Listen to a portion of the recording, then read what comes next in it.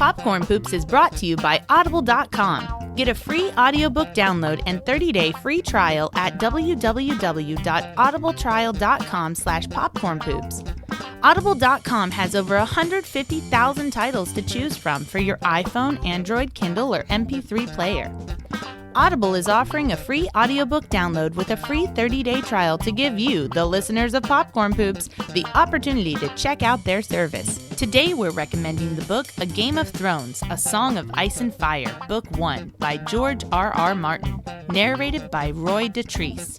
To download this or another free audiobook today, go to audibletrial.com/popcornpoops. Again, that's audibletrial.com/popcornpoops for your free audiobook.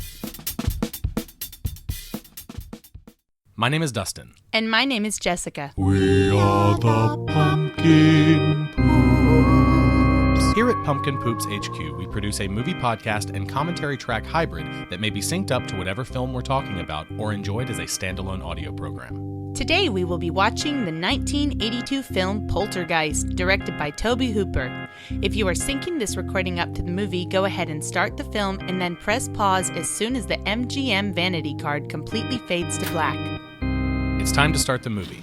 Syncers, press play at the beep after the countdown. Ready? 3, 2, 1.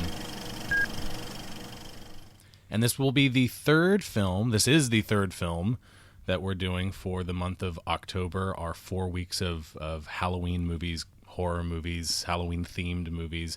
And this is my pick. It is. But 1982's Poltergeist. However, it should be immediately and repeatedly noted that this is both of our one of both of our favorite films, not just in horror but of all time. Yeah, it's so. I posted on our social media outlets that it is my pick, and I think it's a masterpiece because I do. I think it's a masterpiece of genre fiction. Yeah, I think so too.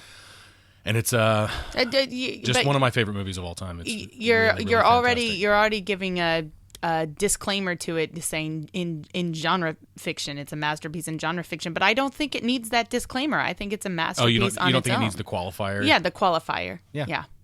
I think it's pretty great. I think it's got a lot of really great things going for it, and we're gonna hopefully touch on all of those really cool things about this movie, all those important things, and all the things that make it really special to me.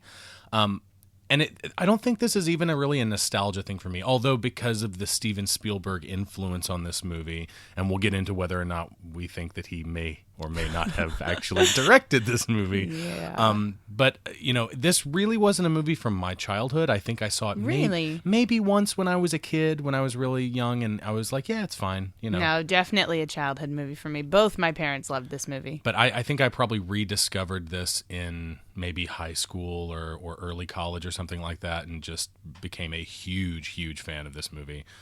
So atmospheric, so heartfelt even. Yeah. Like I don't think you can say that much about horror films, or it's not one of the descriptors that you usually heard tacked on get to say exactly. Heartfelt. This horror movie is really heartfelt, but it is like this movie is about family. I don't know that the orphanage I think is heartfelt. Yeah, I think there's a lot of heart in the orphanage. Sure. And from time to time you can say that, but generally though, yes, you're not. correct. And of course, that comes from the theme of family that runs through this, specifically the theme of motherhood and the relationship between the mother of this family, the Freeling family, and the child, the young girl, Carol Ann, played by Heather O'Rourke.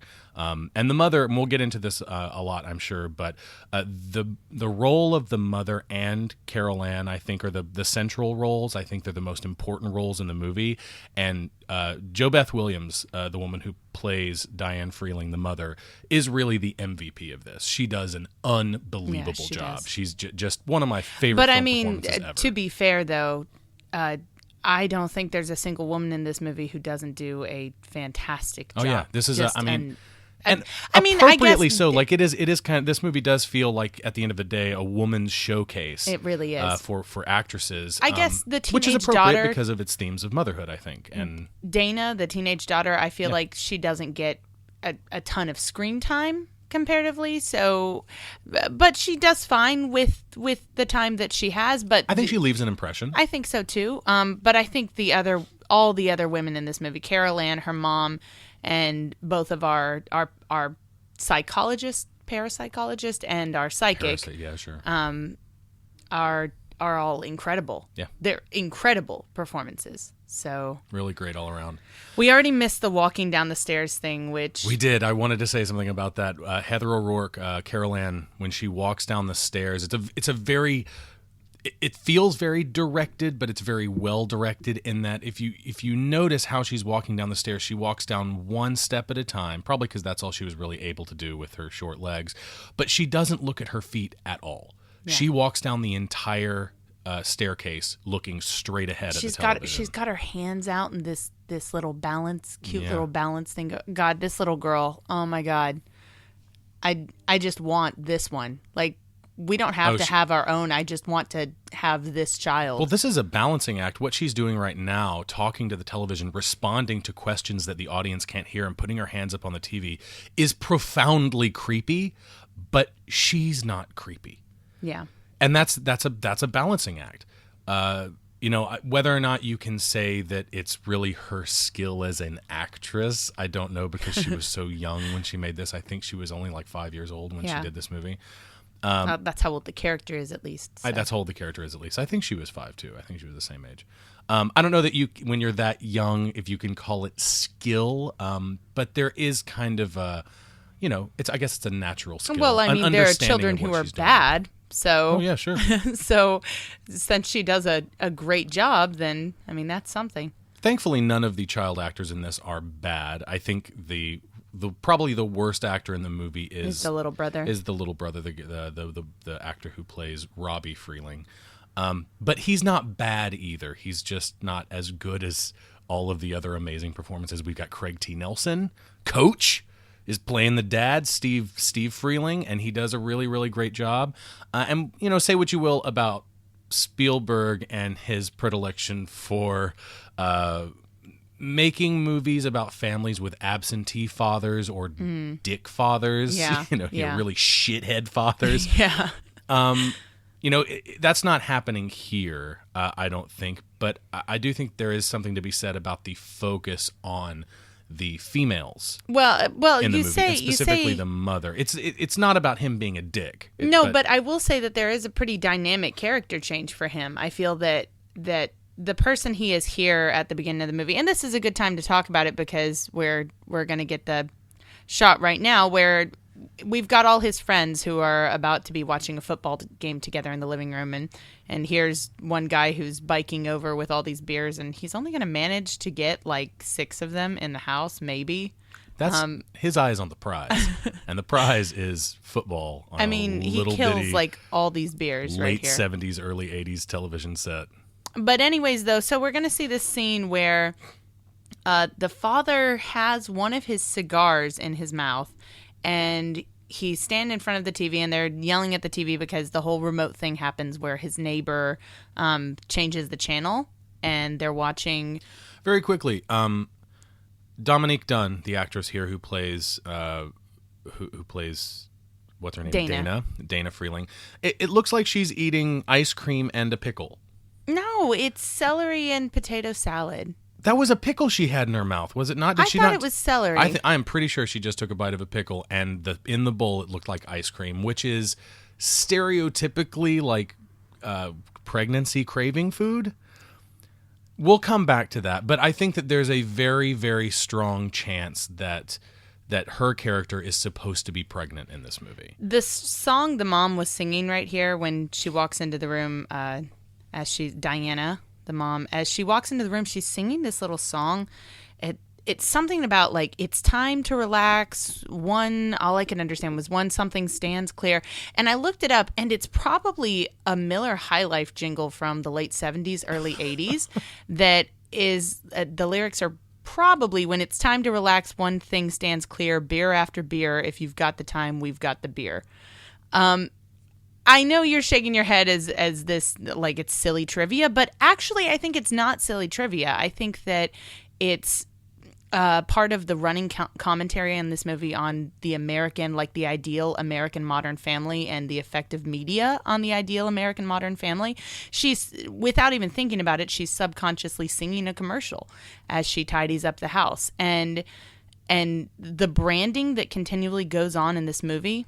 Is that a cigar in his mouth, by the way? It is. Okay, yeah, that's the comment I want to make in a minute. The neighbor. The neighbor has a cigar in his mouth. Ben, his character's name is Ben Tuthill. But anyways, we'll come back to the branding later. But right here, what I was explaining is the father had a cigar in his mouth just a second ago. As they're watching football. They're watching football. And his neighbor, who he pops out with, and they have the remote control war. Which is kind of a relic. I love the shadow of the bird, too. Yeah. The remote control war is kind of a relic of the time period when those types of remote controls, as I understand it, operated on a not infrared as remote controls work today, but on high frequency radio waves or high frequency even like audio sounds that are undetectable to the human ear, but there are sensors inside the television. So if you click it close enough to another TV of the same model or that's on the same frequency as he starts to say, he says, "My neighbor's on the same whatever," and he runs over and yells at him. That could actually happen. You could actually change your neighbor's television. I just think it's interesting because I feel like there's a parallel right there at the very beginning where him and his neighbor are acting exactly the same. They even both have a cigar in their mouth, and they're doing exactly the same thing and being petty over the TV. And I feel like there's a dynamic change in the father regarding this. I would agree, because later when... He's not like the neighbor anymore. Right, and you... Specifically in a scene where they go over and talk to the neighbors about whether or not they've been experiencing similar disturbances, you can see that they're really not the same kind of person. In fact, there's kind of a very clear difference between them, and even like not a rivalry, but some kind of contention between the two of them. I think there's contempt between them. Yeah. So this scene makes me cry every time. It didn't right now because I wasn't watching it, but when she puts the stuff in the box, in the cigar box with the bird, for when he's lonely. No, this movie. For when he's hungry. Oh, God. I thought you were going to finish it. For when it's nighttime. Now that we're done with that. Oh, Tweety. Yeah, this movie makes me cry too. There are specific scenes that do it to me, and all of them, I think, are triggered by Jo Beth Williams' performance. The mother, Diane Freeling, her performance in particular. Yeah, there are a couple other moments in this movie that kill me. I'll point them out when we get there, but there's some really, really powerful line deliveries and just moments that are built. The music helps a lot. The music is very dreamlike and almost like a lullaby in places. Of course, it does get intense in the really, really intense scenes, but there are some moments where, and the guy who did the music for this is a very, very famous composer by the name of Jerry Goldsmith. In fact, I went to the movie theater today and saw a movie that he scored, Chinatown, Roman Polanski's Chinatown, which is a great, great film. But yeah, he did the music for this. And I won't say that, this being a Steven Spielberg production and very much having the feel of a Steven Spielberg film, I won't say that John Williams is missed exactly, but Jerry Goldsmith does bring something different, I think, to the table. I think so too, I do like what he does here. What he does in this movie, yeah. I'll point it out later, but there's a scene that Jerry Goldsmith scores in a way that I think another composer wouldn't necessarily score. Like although certain things are happening in the scene that would indicate tension, he scores it as though there is no tension. I think I know what scene you're talking about. And it's an interesting choice, and I really, really like it. This right here, this young man playing Robbie Freeling, in his bedroom above his head, he has a poster next to the Star Wars poster, next to the great, I don't think that's not the Tim Hildebrandt Star Wars poster, but the other guy who did a similar poster. I can't remember his name. I'm a bad nerd. But he has a poster in his room for Super Bowl 22, which at the time of this being made, would not take place for another 6 years until 1988. The actress who plays Carol Ann Freeling, Heather O'Rourke, famously died in San Diego the day after the Super Bowl Sunday of 1988, which was played in San Diego as well. Weird. The poster in his room, just to recap, the poster in his room is for a Super Bowl that would not happen until 6 years later. Which is weird enough on its own. Why would they have which is weird enough on its own. a future poster? And this actress, Heather O'Rourke, died the very next day in the same city that the Super Bowl took place. Wow. It's crazy, isn't it? Man, there's a lot of trivia like that with this movie. There's a lot that goes into what's famously called the Poltergeist curse. Is that an alien poster on his wall? Yes, he does have an alien poster on his wall. Good kid. Good kid, good parents? Oh, yeah, true. True that.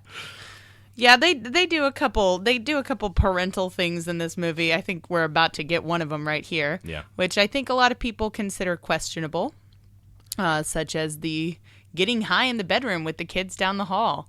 I love this scene. I love it too. I absolutely love this scene. This is really great characterization. It's so real. Yeah. I love the way they talk to each other in this scene.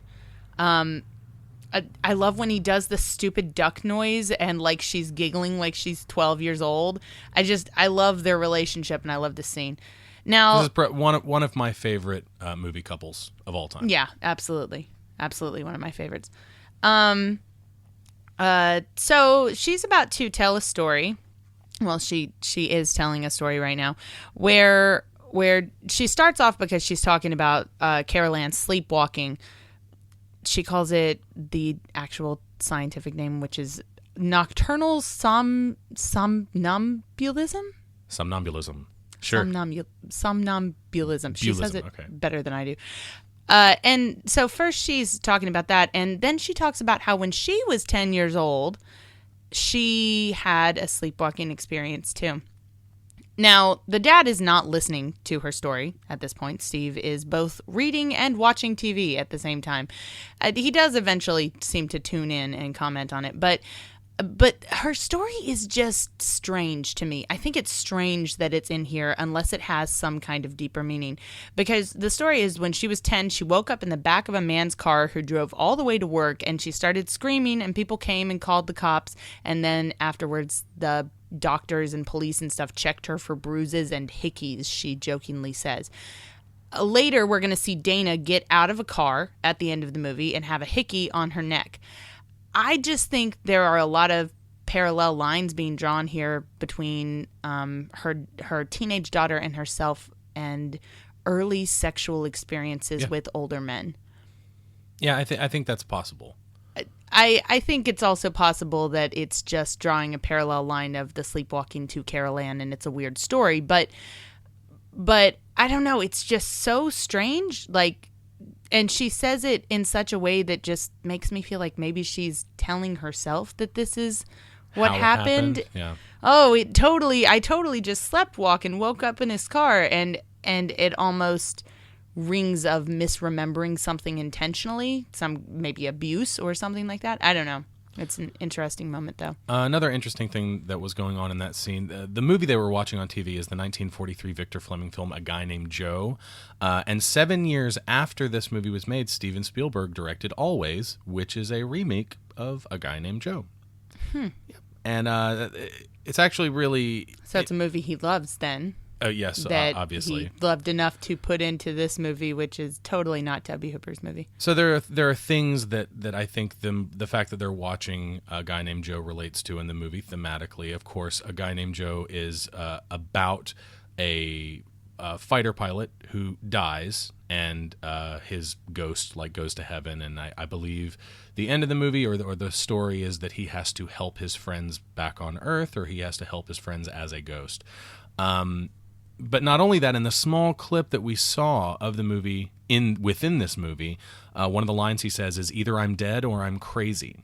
This is a very, very similar line to the famous line from Frank Capra's 1939 film, Mr. Smith Goes to Washington, "Either I'm dead right or I'm crazy." This indirect reference kind of serves as a motif of American symbolism that pervades throughout this movie that is, at its core, about an average American family, which you said earlier when you were talking about the Miller commercial. Mm-hmm. Not only that, but the father was reading a book called, I think, Reagan, the Man, the President. Yeah, I have a comment about that when you're... It's really driving that home, and it continues to happen. We missed it at the very beginning of the movie, but we'll get to see it again. The broadcast sign-off. The broadcast sign-off Where that we uses... played the whole national anthem. Yeah, they play the entire national anthem. I remember when that was a thing like that. I do not. These days, it's not so common. It's only common in really small markets and in some other, like, foreign countries. Outside of the United States, smaller countries, they still do a broadcast sign-off for, like, satellite repair and broadcast. My parents tower talk repair. about it. They talk about remembering when TV I certainly remember ended when I was younger. night. I guess in the late '80s, early '90s, or something like that. I remember specifically the national anthem signing off the television and then it going to static. No memory of that. I do. But you had something about Reagan? Yeah, well, I just think it's fun that we have a book about Reagan right there, because you know that Reagan is known as like one of the most supernatural believing kind of presidents that we've had in our history, right? He's the Dan Aykroyd of presidents. He's often cited for his belief in aliens, and he before he realized that he was talking to a reporter, he was telling this reporter, who was a friend of his in the White House, a story of seeing a UFO one night while he was out with some president people doing president stuff. I don't know. Out with his, presidential peeps. Friends. Anyways, though, he's often cited for that stuff, and even maybe blowing the whistle. A conspiracy alien, people like to talk about him blowing the whistle on stuff. But he has ghost stories. He had an astrologist who was constantly, there was a if the stories are to be believed, this astrologist, Joan Quigley, Nancy Reagan had a personal private line in both the White House and at Camp David to contact this astrologist because they talked to her so much. Oh my God. Like, she planned all their schedules and stuff, apparently. She predicted that the day when he was going to be shot was going to be a bad day. There's all this trivia behind him with this astrologist, and he also has a really famous ghost story that he reportedly told a few times about his daughter and the Lincoln Room. And interesting fact about that ghost story, in the story he tells, before his daughter saw the ghost in the Lincoln Room, he talked about the first dog, whatever the dog's name was, their pet dog, going into that room and barking at the ceiling. Which is similar to what happens in this movie. Do you know movie. the dog's name in this movie? No, what? E-Buzz. That's a The letter interesting E name. and the word buzz. Weird. I don't know what that's a reference to. That's probably a reference to something that I did not look up. I don't know. E-Buzz. E-Buzz. Huh. But I think that there is something to that. The fact that in Reagan's famous ghost story that he told to people, I guess, repeatedly during his presidency, something happened in the story that happens in this movie with the dog barking at the ceiling. So I think it was very intentional that he was reading a Reagan book. We're getting the national anthem broadcast sign-off in this moment right here, where the children have come into the parents' bedroom and are sleeping between them because they're scared of the storm. Did you know that all of the great films came out in 1982? All the great films? All of them. Okay, go ahead. Just every one of them. Tell me some of the great films that came out in 1982. E.T., the Extraterrestrial. Okay. Blade Runner. Oh. Star Trek II, The Wrath of Khan. Khan, yeah. The Thing. Oh, yeah. Conan the Barbarian. Oh, God. The Bardbarian? Did I say Bardbarian? Bardbarian? That's a very different movie. Conan the Bardbarian. Fast Times at Ridgemont High. An Officer and a Gentleman. Gandhi. Tron. Oh. First Blood. The Best Little Whorehouse in Texas. Oh, God. Pink Floyd's The Wall. Uh-huh. Tootsie. Uh-huh. The Dark Crystal. Oh. Airplane yeah. 2, the sequel. Creepshow. The Secret of NIMH. Oh, yeah. Annie. And Halloween 3, Season of the Witch. I know, not all of those are great movies. But that's an amazing year for genre Yeah, it films. Was. Really, this really year amazing. was just on it. Yeah. I mean, everyone smoked exactly the right amount of pot oh this my year. God. Any year where you've got Poltergeist, E.T., Blade Runner, and Star Trek 2. Those 4 is just like great year for movies. It's pretty awesome. So did this movie start the whole would this be the first movie that did all of the modern ghost story stuff, like with the televisions and the audio, the EVP, and all that kind of stuff? This is one of the earliest movies that deals with EVP, which of course is electronic voice phenomenon. Which I think the best example of which is in White Noise. Oh yeah, starring Michael Keaton. Wonderful movie, really, really great. If you can't tell, we're being really sarcastic because fuck that movie. Oh, God. Yeah, this hand doesn't look too great. It didn't hold up particularly well. But I like that it reaches out over the family. Well, I think they've tweaked it a little bit over the years. Oh, you think? Really? You think so? I bet. You think that they've updated the special? I don't think they have. No? No. I don't think they've updated any of the special effects in this. Who do you think made this? George Lucas? Hilarious. Yeah, but so like all the TV stuff, one of the things this movie does that I love for it doing, not just, of course, like I said, I think it's one of the first movies. Oh, by the way, right here when this bulldozer, is it a bulldozer? Maybe a bulldozer. Whatever. I don't know machines. I'm not a 7-year-old boy. So my kindergarten students would know it. I think it's a bulldozer. It scooped up Tweety's cigar box. Did you see? It's a really sad moment. Earlier when Carol Ann says that Tweety doesn't like that smell in the cigar box. I don't think she's talking about cigars. I was about to say, because you see later on that they're using a cigar box. Daddy to and store Mommy their are using weed. that to put their special spices in. Which I don't know. Did anyone in your family smoke cigars? No. No? No one. My uncle... I have an aunt who smokes cigars occasionally. Okay. Well, my uncle smoked cigars when I was younger. He's since quit. And the whole idea that... I mean, they only show up twice in this movie, but the idea that you use cigar boxes for everything is totally true. I had a number of cigar boxes that carried my childhood treasures, little coin collections and stamps and baseball cards and, that kind of stuff. And it's totally true. Like they're insanely useful.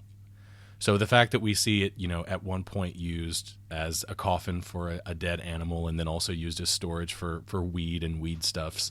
That's a word, Because isn't it? Weed stuffs? Sure, like food stuffs? Sure. Okay. Weed stuffs.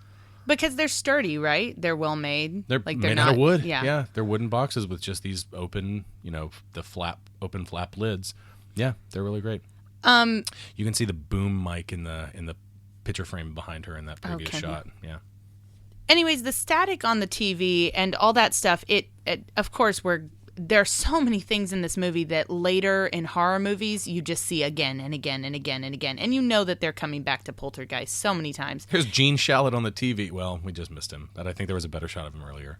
And of course, the static on the TV thing we're going to see later in some obvious examples like White Noise or Ringu or The Ring or anything like that. Like we've got it's a big thing now, and it all goes along with the idea of normal and comforting things becoming scary. This shot right here, there is no spoon. There is no spoon. Nor is there a fork. True, apparently. I think this theme is maybe this is one of the first times that at least that I remember it in movies where the notion that ordinary happy things become scary things in this world. That static on the TV or dogs playing with balls or swimming pools or toy clowns or steak on the counter or even simple questions that we ask children, like the moment when she's sitting there in front of the TV when Carol Ann first walks down the stairs and one of the first things she says is 5. And you know that someone just asked her how old she is. It's one of those questions. It's one of the first questions that we ask every child we ever meet. How old are you? Mm-hmm. And it's this... You can hear the Wilhelm scream on the TV right here. Oh, in this war movie. I like how she said you're going to ruin your eyes or you're going to hurt your eyes, and she doesn't move her away from the TV. She just changes the channel. And again, I think that moment goes into what I was talking about before about media, maybe some commentary about media corrupting the modern American family, or at least corrupting their communication, influencing them. And in that moment, she turns on the TV and it's a war movie. Not only does she not pull her away from the TV, but she turns on this loud, noisy war movie that her little girl is watching someone die on TV. I think there's commentary to be made on that. Yeah, going back to what you were saying about the making the mundane or the usual, the everyday, making that scary, like it has been done actually very effectively in J-horror. I think J-horror has kind of introduced that and made it trendy in the United States. I think that the television is a really good example, but even more so, I think that this is kind of, in a way, a revisionist haunted house movie. Because haunted house movies prior to this were all like old houses, rundown places, houses with a history, that kind of stuff. But what this does is it makes suburbia scary. Right, exactly. Suburbia, this is a new house, Which, this is what The Ring did that killed everybody. Like, it freaked us all out, is that it took the TV, the thing that we are so comfortable with, and it made us terrified of it. Mm-hmm. It affected me so much when I was a kid. And this movie does the same thing. 5 seconds here, by the way. Yeah, it's 5 seconds. 5 seconds. And then we pan back to the kitchen table with the little girl sitting on the counter. If you look in the toaster that was right there, the shiny toaster, you can see movement. Oh, can you? Yeah, you can see the crew. The crew is amazing on this movie. Well, what they did was they pre-built that, and they had one set of crew come in and drag the chairs out, and another group come in and just set the pre-set up chairs up on top of the table. Okay, well that is easier to believe than the image in my head, which is of them sneaking really fast and like stacking the chairs, and they're just so good at it. Not like that. This shot specifically, and I love this line where Carol Ann asks Mom, "Do you see them?" Yeah.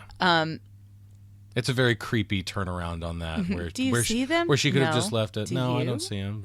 Do you see them, Mommy? No, I don't, Carol Ann. That's creepy as shit. But the whole that kitchen dissolved right there into a kitchen identical to theirs is wonderful. It also reinforces what I was saying before about suburbia being scary. They're really driving home the fact that they live in a new house. Mm-hmm. They live in a house that's just like all the others on the street. There's nothing remarkable about their house. There's nothing, even though he is a real estate agent with this development company and he's trying to sell this house just like his to this couple right here. There's nothing special about his house other than the fact that it was built on a cemetery, an old cemetery where the bodies weren't removed, just the headstones. Right. This isn't some legacy house that, some great builder built the architects into the walls and whatever. Like, it's nothing like that. It's not like Ghostbusters where the guy who built the building was like a psycho or whatever, way into the occult or anything like that. No, it's all the houses are just like this one. Their house is just like every other house on the street. Just theirs happened to be built on a cemetery. So, if you don't know that your house is built over a cemetery, you might be in trouble too. It's totally true. So the kitchen stuff, I think that not just that moment, but the later moment we're about to have here. When a car drove by, you could see the crane and the camera in the window of the car. There are a bunch of shots like that in this movie. There are a bunch. Surprising. We have, like I said, there are a lot of moments in this movie, a lot of small little details that are repeated constantly in horror movies these days that have been used again and again and again, such as the static on the TV and the kitchen stuff. The idea of a kitchen as being a scary place, as like the one that I'm thinking of the most is, of course, right now, The Sixth Sense, where we have that moment where the little boy has his hands on the table and the mom walks out of the room, and when she comes back, all the cabinets are open. They took that moment right out of this movie. It came where it's right one out of shot it. and it goes back and something's different, vastly different. Another really good example of a very, very similar thing that came right out of this movie is is it the third Paranormal Activity? The only one that's good. Which one is it? Is it the third one? I think it was the third one we liked. Yeah. The one that was in the 80s, set in the 80s? Yes. Was that right? That did actually really unique things with the found footage cameras, like putting it on the oscillating fan and stuff. There is that one scene in the movie where the camera on the oscillating fan pans away from the kitchen, and when it turns back, all of the furniture in the kitchen is up on the ceiling and then drops down. Yeah, you don't see it. It's all gone, and then it all falls from the ceiling. Yeah. That moment again, I think is influenced by the shot that we just had here of her putting her daughter on the counter, and the camera follows her away, and when it comes back, all the chairs are messed up. Yeah, this you can see it right here in this shot, and you can see it in some of the other shots too. But there's a line, the line that goes through the center of that circle, the grout line, is darker than the other lines because there's actually a hole there. Like that's just a track underneath the floor where a crew person has got like a rod or a cable, and he's dragging that chair across the floor.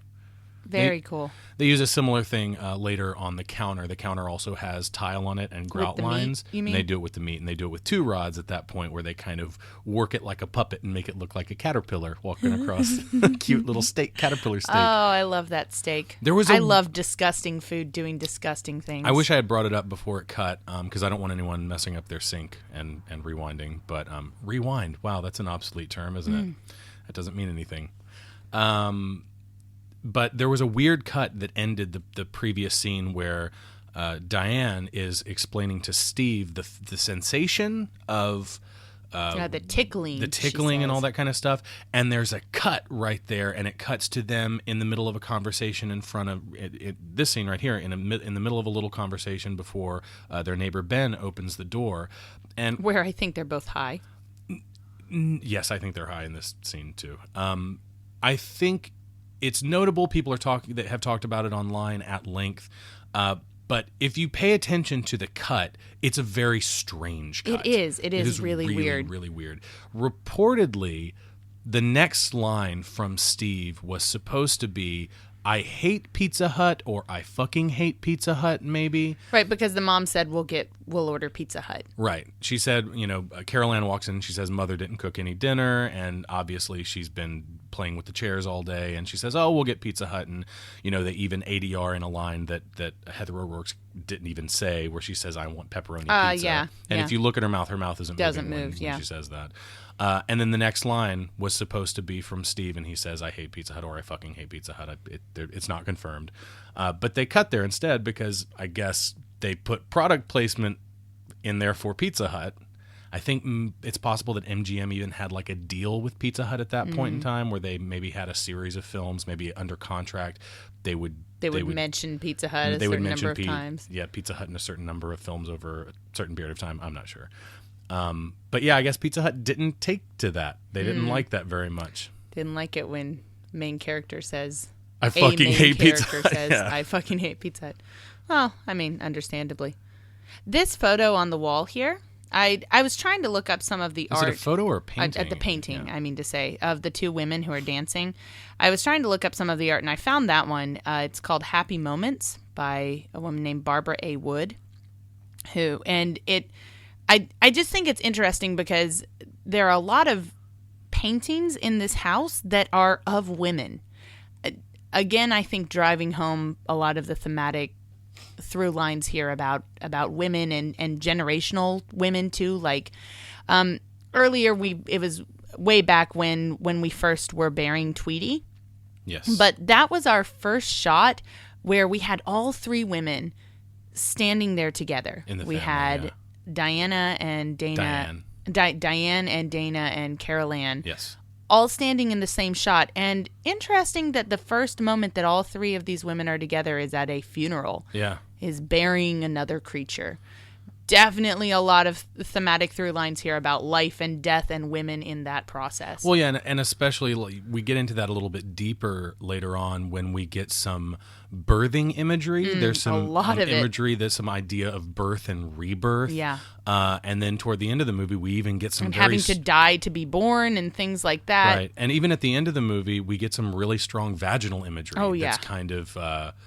really strong. Yeah, it's really strong vaginal imagery, and if you know how to look for that kind of stuff, it's really kind of surprising, especially because it kind of it comes from an element in the movie that's actually taking place right now with the closet sucking Carol Ann into it and sucking, all of the items in her room into the closet.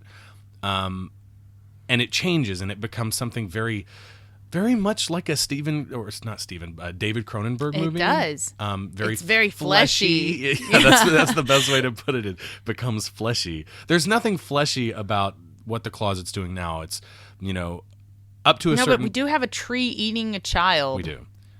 Up to a certain point, it's all like light shows, light shows and wind machines and that kind of stuff. There's a lot of glitter in this bedroom too. I don't know what these kids do when they play, but they have a lot of glitter in their bedroom. Apparently, this was the only scene that scared Heather O'Rourke. Like the only scene that scared her to film, and apparently, or reportedly, she was crying after they got the last take of it, and Steven Spielberg came over and held her and said, "I will never make you do that scene again." Oh, poor baby. And I mean, well, it may account, though. I was going to say before you told that story, and now I feel bad for Carol Ann. I was going to say, though, is that some of the shots in that don't look particularly great. What I mean is that, like, we go from images of her distinctly in the air being sucked so hard by the closet that her whole body is lifted up off the bed, to shots that are interspersed with like their distant shots, and it's clearly just her with her hands up holding the bars, lying face down on the bed. She destroys that bed, though, and it's miraculously repaired later in the movie. This moment, they don't linger on it too long, but this is a powerful moment. Where they just for a second, and they think she's dead. Mm-hmm. They think she's dead under that blanket. They think she's dead under the blanket, and it's gut wrenching. Yeah, very much so. Because it's so real. And the exchange of glances, like she looks at him and she starts crying, and he lowers his head, and they're just prepared for the worst. And the fact that the mom is the one who has the strength to pull the blanket back, and the dad just crumples. Yep. That's just one of many really emotionally resonant scenes in this movie that make it the masterpiece that I think it is. I think that narratively and trope-wise, as far as like the elements that they use to create tension and all that kind of stuff, I think that this movie is more than fine. I think it's great even, but the stuff that really makes this movie special to me is that emotionally resonant stuff. The things that obviously Spielberg brought to the table. You connect with it. I mean, that moment when they're looking at the blanket, you know that just in this one little glance, they're about to deal with something that they believe is going to shatter them, that they're going to be broken forever. And you feel that in just like this one minuscule little moment that doesn't even wind up mattering in the movie. It resonates. It resonates with the people watching it. So I think I've got a little break in my notes of things that I really want to talk about. But one thing that I did want to get to, and I want to make sure that we talk about it enough, is Tobe Hooper. And the fact that he's credited as director, but he is widely not given credit as the director of the movie, if that makes sense. Absolutely. Word is that Steven Spielberg actually directed this movie. That he was a producer on the movie. He wrote the screenplay, which is really rare. Steven Spielberg is not known as a writer, but he wrote the screenplay for this movie. He was a producer on the movie and an executive producer, and I believe it was the first movie he produced. Since then, he's produced tons of movies. But if what many actors that have worked on this movie, what they've said is to be believed, and if you go by even some like on-set footage that can be seen on making of documentaries and whatnot about this movie, it appears as though Steven Spielberg was really the guiding hand in all of this and basically directed the entire movie. Well, I mean, the thing is, all you have to do is go back and watch other Tobe Hooper movies. Well, Tobe Hooper was hired by Steven Spielberg because Spielberg was impressed with his work on the Texas Chainsaw Massacre. The Texas Chainsaw Massacre has nothing to do with this. It's not that it has nothing to Well, do with I mean, this. like- It doesn't resemble this movie Right. at all. There is, I mean, the Texas Chainsaw Massacre is, first of all, it's a very, very low budget film. There's a lot of handheld camera work. There's a lot of static shots, and that's just by virtue of the limitations, the budgetary limitations that they had. Not that it's not a great movie, because it is. It is absolutely a great movie, and kind of changed a certain subgenre of horror for, I mean, until today. Like, we wouldn't have some movies that we have today if it weren't for the Texas Chainsaw Massacre. That said, it bears almost no stylistic similarities to this movie. Not only that, but this movie looks and feels like a Steven Spielberg movie. And the fact that Tobe Hooper, like, you just let's do shot comparisons. You take shot comparisons of the Texas Chainsaw Massacre. One in particular that's like really famous is it's a handheld shot toward the end of the movie. I think it's even the last shot of the movie when the last survivor gets away in the pickup truck, and Leatherface is spinning around in the middle of the road with his chainsaw, and the sun's behind him, and he's backlit, and the sun's like going, in and out from behind his head and creating this kind of strobe-like effect, and the camera is very floaty and dreamlike, but it's also kind of jittery because it's handheld, and it's like nothing that Spielberg would ever do, ever. And then you've got shots in this movie that are like the Spielberg shot, the tracking God shot, where, you push in on a person and you're under their face as they have a revelation or they see something shocking for the first time, or you have these really emotional sweeping shots, or you have these trucking shots that go alongside the action.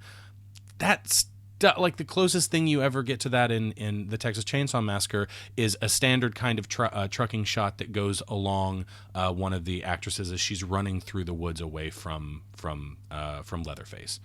That's as close as you get. I can't make comparisons to Texas Chainsaw Massacre because I haven't seen it in years, and I don't think when I watched it I ever watched it seriously. I think it was just like it was on TV That's or something. Just camera movement. Like not even that. I'm talking about thematically too. Well, what I can talk about though is we recently watched what was it? Invaders from Mars. Wasn't that the Tobe Hooper movie that we watched? And that was made a few years after this movie, right? And it felt like a try-hard movie, is what it felt like. Oh my God, it's so wants to be a Steven Spielberg It was a movie that clearly was trying to emulate Steven Spielberg and was failing miserably at it. I mean, this is a movie about a family. Tobe Hooper made a movie about a family. It's called The Texas Chainsaw Massacre. Do you remember the redneck family in The Texas Chainsaw Massacre? Yes. It is in no way your Spielbergian nuclear family. It's not technically a nuclear family, but you know what I mean. Well, right.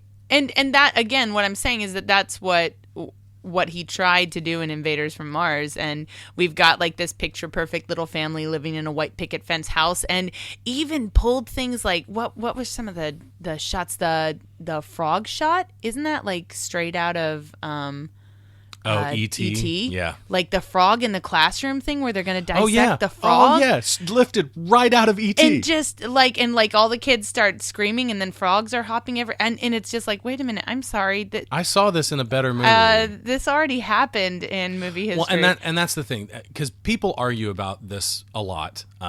Thank you, Internet, for being there for us to argue about movies on, because that's all you're really good for, that and porn. Cat videos. And cat videos. And I've never heard this brought up in a discussion about whether or not Tobe Hooper did or did not direct Poltergeist, whether or not Steven Spielberg, in fact, directed Poltergeist.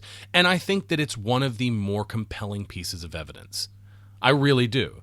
If you watch these three films, if you watch The Texas Chainsaw Massacre, Poltergeist, and then Invaders from Mars, and there's a question, if there's any question whatsoever that Steven Spielberg directed Poltergeist, you watch those three movies, and you're going to come away from those three movies thinking there is no doubt Steven Spielberg directed Poltergeist. But okay, because Invaders from Mars, like you said, it wants to be a it's try hard. It's so it's try Steven hard. Spielberg try it hard. It wants to be a Steven Spielberg movie so bad, and to this day, Poltergeist is Tobe Hooper's most successful film. To this day, it's his most successful film, technically Tobe Hooper's film, right?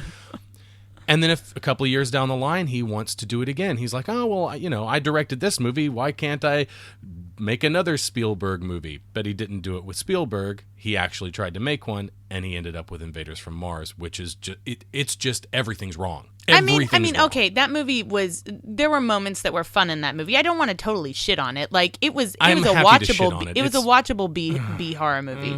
I enjoyed the gigantic alien creature monster things. I liked those. I liked they were fun. The costumes were kind of fun. like there was some stuff about it that was like gross horror movie fun, but it was bad. It was a bad movie, but it's a B horror movie. The reasons I like it are because it's kind of bad. And that's saying something because it's coming from the same director that directed one of my favorite movies of all time. And I don't know if Invaders was the very next film that he directed, but one of the close future films that he directed is laughable, that I like it because it's bad. Yeah. That's indicative of, something sketch going on Poltergeist. But I have a question, though. My question is that why? Why didn't Steven Spielberg just say he directed it then? I don't get it. Why hire somebody to direct a movie that you just want to direct? I'm not sure. I don't understand. I think he's famous enough and rich enough at that point that he could do whatever he wanted. He could direct whatever he wanted. As I understand it, it was a big enough deal at the time that the Directors Guild of America actually opened up an investigation about whether or not Steven Spielberg could be awarded a co-director credit.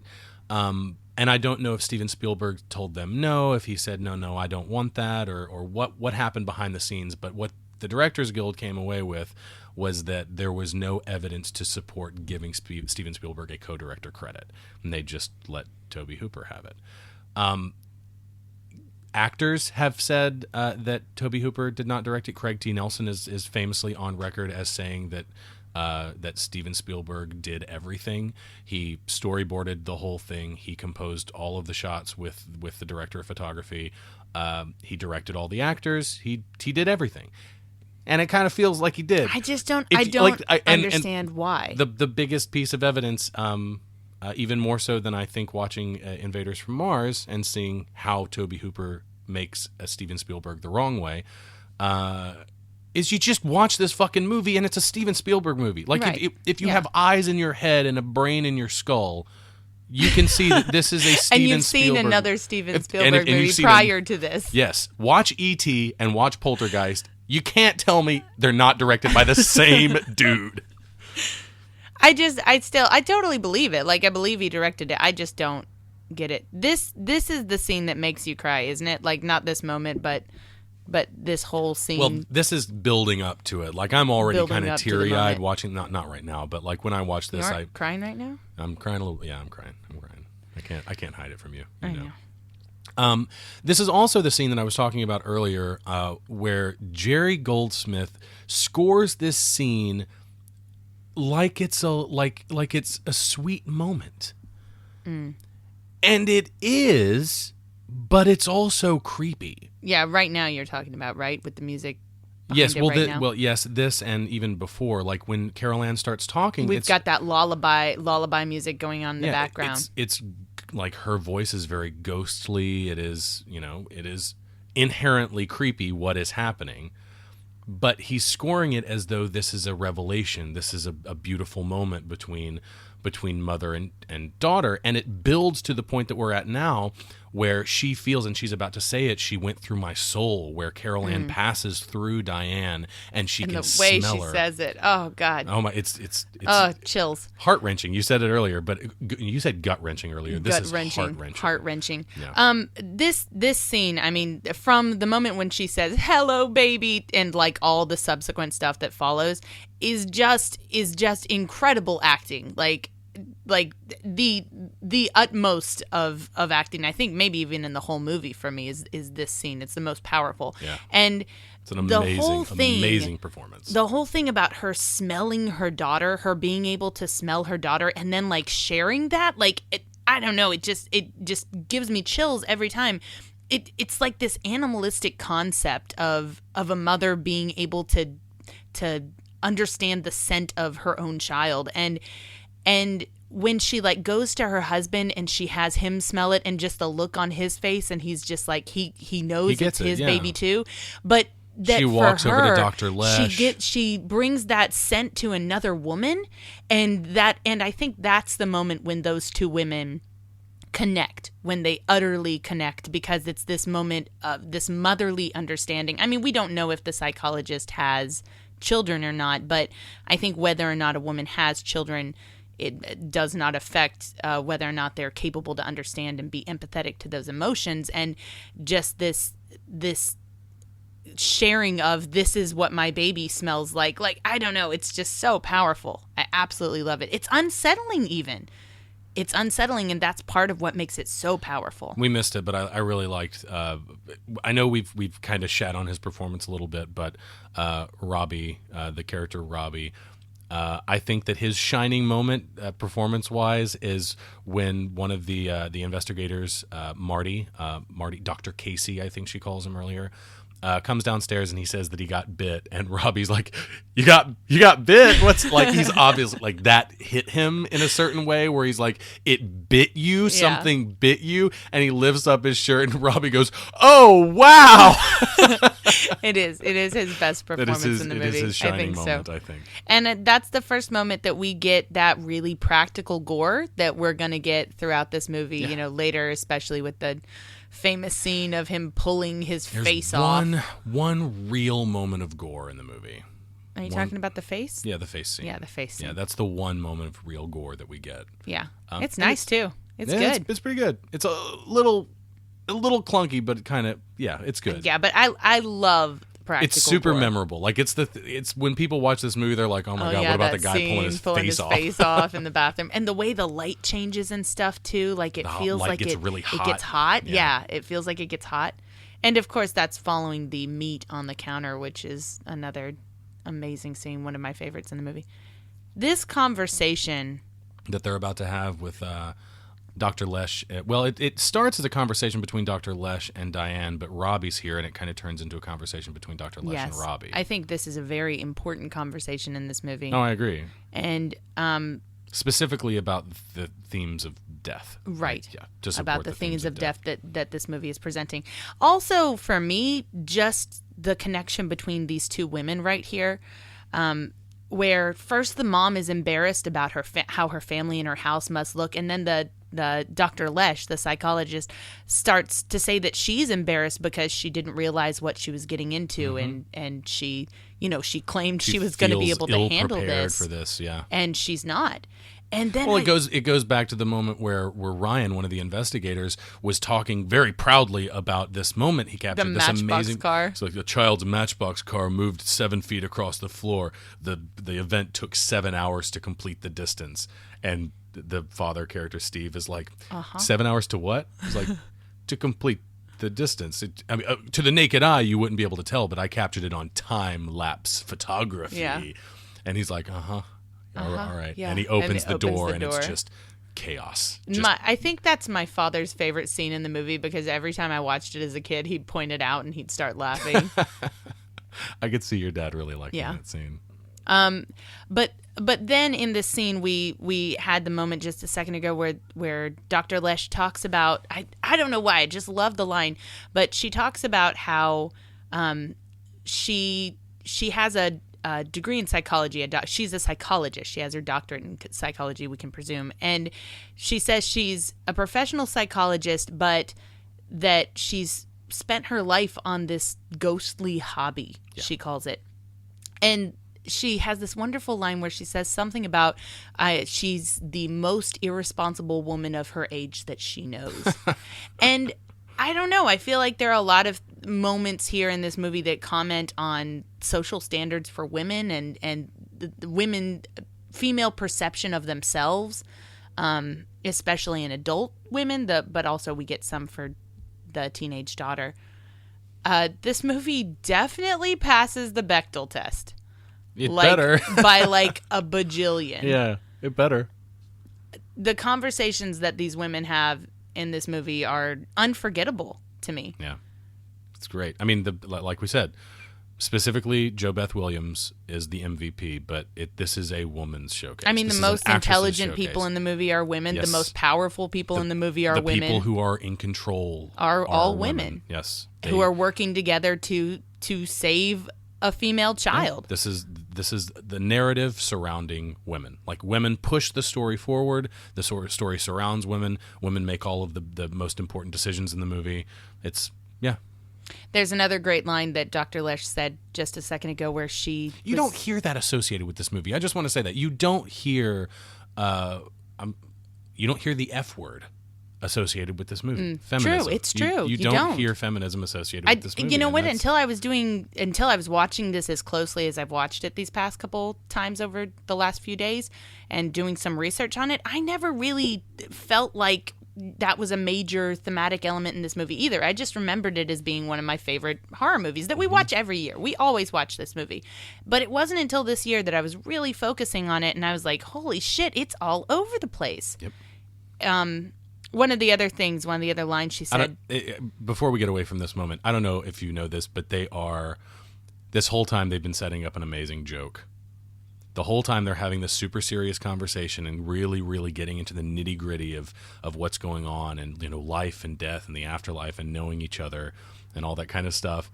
And Diane is now telling Robbie that he needs to go to sleep. And Robbie says, "Good night, Mom."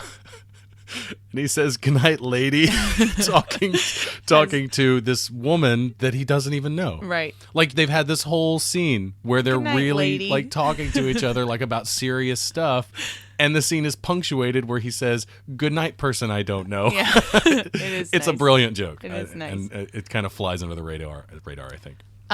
But back to what you were saying. I'm sorry. Well, all it was just one more line she says where she talks about all the things we don't understand in the universe. And she says she feels like the proto-human coming out of the forest primeval and seeing the moon for the first time and throwing rocks at it. Yeah. Just brilliant dialogue. It's beautiful. Also, have you ever caught, it wasn't until my last viewing that I caught the little boy basically foreshadowing all the events that are going to take place with Carol Ann in the future. How so? He says, he asks his mom, if he got killed, could they tie a rope around him and he could find Carol Ann and somebody could come get him? Yeah. That's exactly what they do. We missed it, but this moment is brought to you by Cheetos. Yeah, in a red and white package. I didn't realize that's that's what it looked like. Yeah. Totally clashes with the orange of the way Cheetos. he holds it up in front of the camera there really reminds me of that famous scene in Wayne's World where they're doing the product placement stuff, where they're holding bags up perfectly and talking about Pepsi and all kinds of stuff. Yeah, well, it made me want Cheetos, but that's probably just because I haven't seen a Cheeto in more than a year. You can find them. They're just hard to find in Japan. Yeah, but anyways, though, the little boy saying Robbie talking about who keeps steak in their fridge? Not just steak in their fridge, but steak, like raw steak out of a package. Did he pull the steak out of the fridge? He pulled the steak out of the fridge, and there was no package around it or anything. He just pulled a raw steak out of the fridge. Yeah, nobody does that. Also, this is the second man that has come into this kitchen uninvited and just started eating their food. Oh, God, I love this scene. But yeah, the steak. Oh, my God, the steak crawling across the counter is so it's traveling along this line of grout on the counter between the tiles. And there's a crew member under there working it with 2 rods, making it kind of squirm across like a caterpillar. It's the most adorable steak ever. Oh, God, I love it. I love the marbling on the steak. It's really realistic. It's really a glossy steak. And I love it just puking up all its gross, it looks like that's some Cronenberg chicken shit right there. Parts and stuff being in the maggots on the chicken leg. And oh God, I love disgusting food in horror movies. When food is made to be this evil, disgusting thing, it's just so wonderful.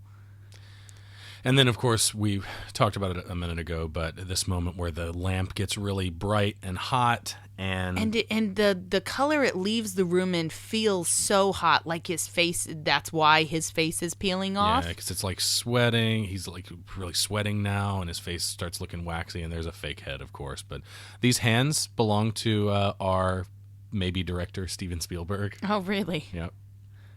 Oh, my gosh. It's great. I mean, yeah, it does look pretty, It's fake. It's dated, but it's a memorable moment. It's great. This was pretty gory for that last moment there where the head's just kind of bouncing around. It's pretty gory for an otherwise pretty not gory film. Yeah. Also, more product placement here. Tide and Clorox, and yeah. I think they had borax or something in there. But like all of that to me is part of the. I think there's so much product placement in this movie because of the thematic messages of branding and stuff, of the American ideal. Yeah, I think that the product placement actually kind of works. Right, in it this does. Context. I think so. Yeah. Because we're talking about the picture-perfect American white picket fence suburbia family. Right. And that's a family that knows their brands and sticks to them loyally, knows their American-made brands.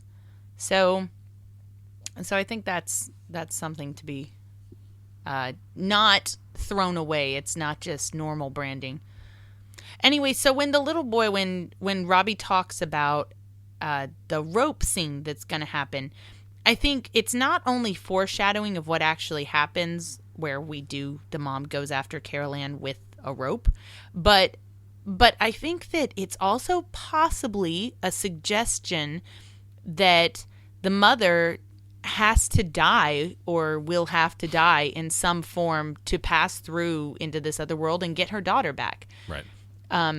Because the little boy says if he got killed, could they tie a rope around him and he could go get Carol Ann? But it is the idea of death and rebirth, because when they come back, the shot, there's a specific shot where they fall through the portal and then in the living room, and the shot itself doesn't, it doesn't look unlike fetuses in a womb, right? And the way they fall through, and then of course they're birthing covered in the fluid-looking stuff, afterbirth stuff that they're afterbirth covered in, and then being put in the hot bath like you do when you rinse off a baby, I guess, or if you were having like a water birth or something like that. It's a lot of imagery that, and the fact that the mother's hair goes gray, that there's a streak of her hair that's gray. It's this idea that she had to die in some form. She had to age in some form to do this thing, to go and get her daughter out of the other side. And dealing with death directly, she has become closer to death. Yes, exactly. I love it. It's so sound. Yeah, it's great. It's tight.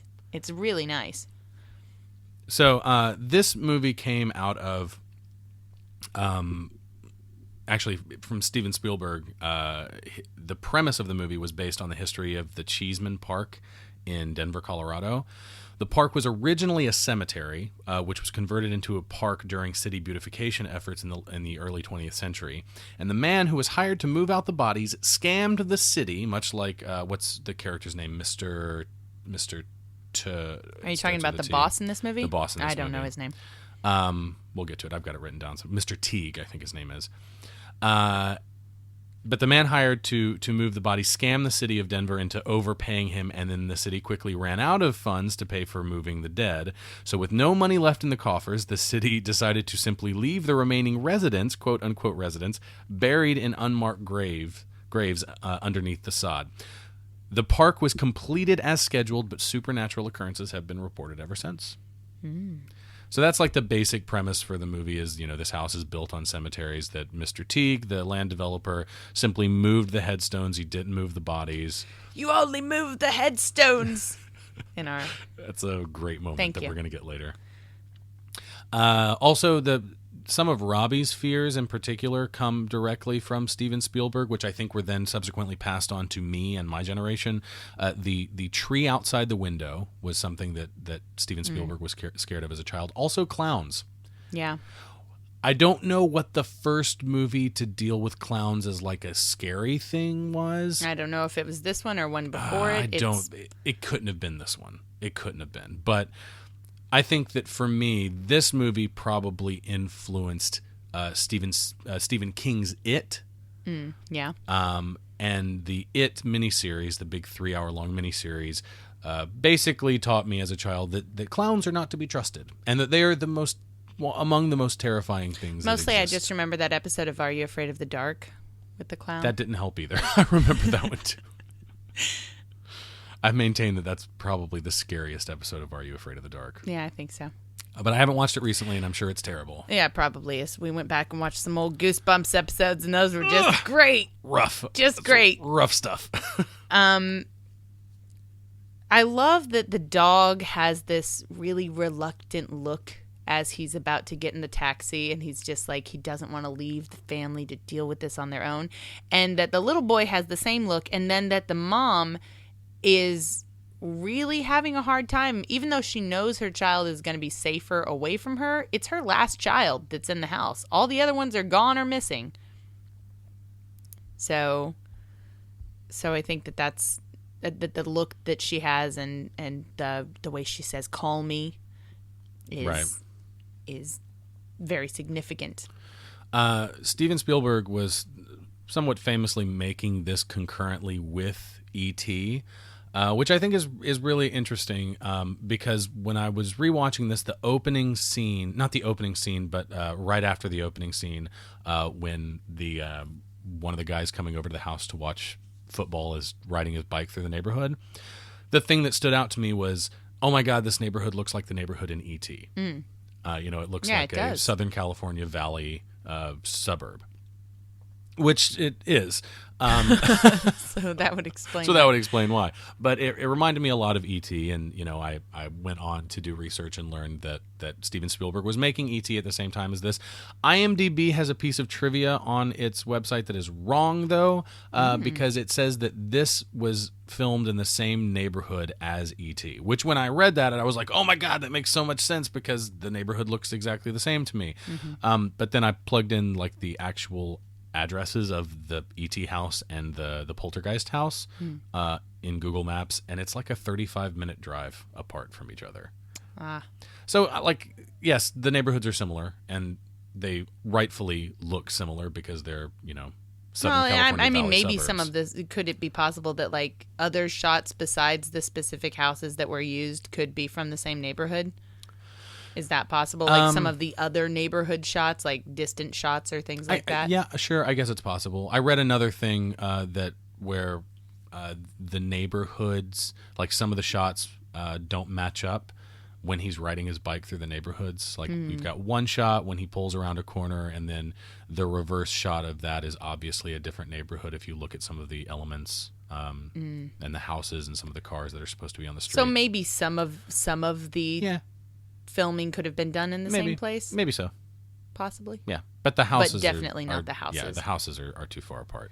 This moment, I think, is later revisited in the movie where this was the first shot that was shot for the movie.